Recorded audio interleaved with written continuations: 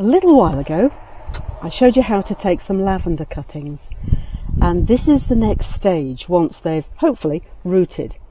So what we've got is a not great tray, I'll be the first to admit it, because a local bird decided the cuttings were better out of the tray than in it, and by the time I realised they'd all dried out. So this is what I'm left with. When you see them start to grow, and you can see that a lot of these are actually starting to produce flowers, then there's a fair chance that they've rooted and they're ready for potting on. Potting on simply means moving them into a bigger pot so that they've got more room to grow.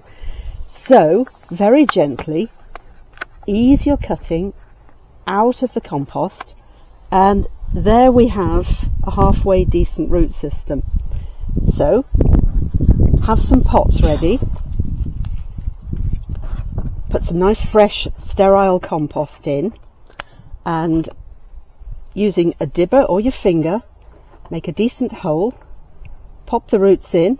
Don't press it down hard, just tap it to settle it, and then you're going to water it to make sure that that is well settled into the pot.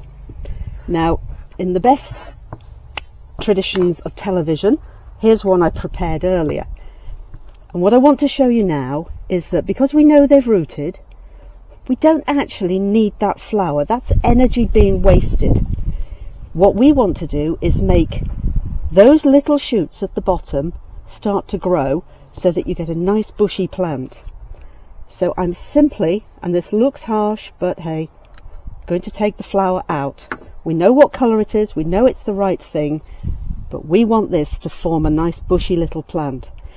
Take this, look after it, keep it well watered. Very soon you'll have a decent plant to put out into your garden.